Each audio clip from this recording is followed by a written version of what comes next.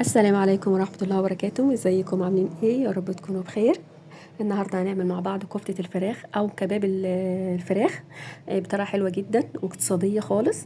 وهتقدمي معاها اللي انت عايزاه بقى، رز بسمتي، مكرونة، تعملي صوصات معاها ان شاء الله باذن الله. الفيديو يعجبكم، ويا ريت اللي ما اشتركش في القناة يشترك عشان يوصل له كل جديد، ولايك وشير.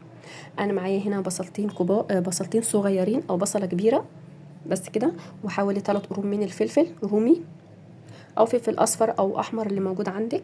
وبعد كده ببدا افرمهم في الكبه كويس جدا، وبعد كده بنزل عليهم بنص كوبايه من البرغل بس، مغسولين بس مش منقوعين. وانا بسيبهم ينقعوا مع البصل والفلفل ميه البصل حوالي نص ساعه، لغايه ما البرغل ده يبقى طري تماما يعني. وبسيبه حوالي نص ساعه. وبعد كده بفرم الفراخ. انا معايا هنا صدر فرخه مفرومه كويس جدا في الكبه. تمام. وبعد كده هو صدر الفرخه بفرمه كويس جدا في الكبه. تمام. وبعد كده بنزل بالبهارات، فلفل اسود وبابريكا وتوم باودر ومرقه وبهارات فراخ، بنزل عليهم على الخلطه في الاول. وبعد كده بنزل بالفراخ اللي انا فرمتها، عباره عن صدر فرخه. وبعد كده هتنزلي بالخضره و3 معالق من الدهن. انا معايا 3 معالق بس من الدهن. بجد هتخليك الكفته حلوه جدا وطريه، يعني بجد هتخليها لك في حته تانية خالص. وبعد كده الخضره الكميه اللي انت عايزاها. وببدأ بعد كده أعجن بقى كل المكونات دي مع بعض جدا. وبعد كده أنا بكمل بقى، بكملها في الكبة يعني عشان أخليها خليط ناعم وكويس ممتزج تماما. بكمل في الكبة. ما عندكيش الكبة هتفضلي تعجني فيهم حوالي بتاع 10 دقايق كده لغاية ما تحسي إنها نعمت خالص تمام معاكي.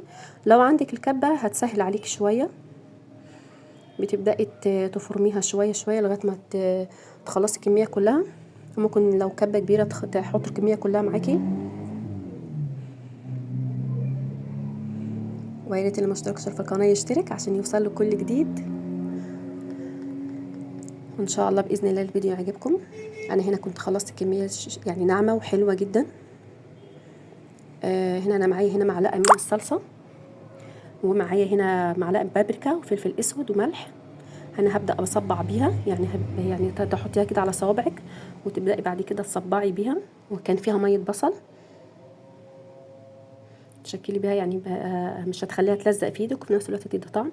وممكن تستخدمي زيت، يعني انا هنا استخدمت برضو معلقه زيت عشان تتشكل معايا بسهوله. واعملي الحجم اللي انت عايزاه يعني.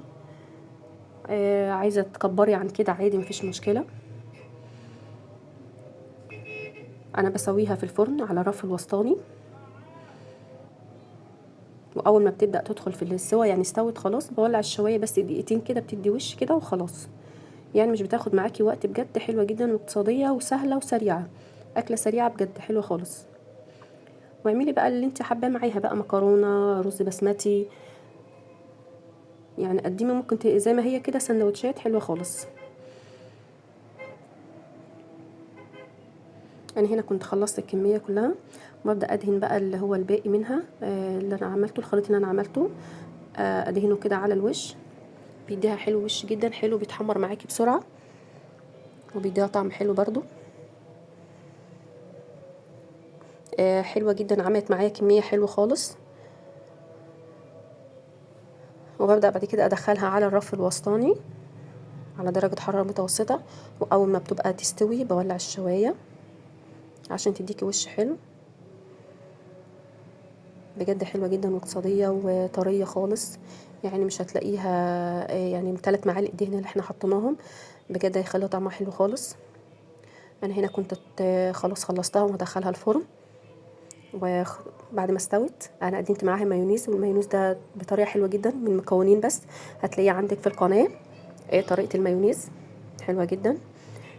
ممكن تقدمي معاها اللي انت عايزاه، سلطات، رز، مكرونه، براحتك خالص. ويا رب تكون الحلقه عجبتكم، وبألف هنا وشفا يا رب. ولايك وشير، والسلام عليكم ورحمه الله وبركاته.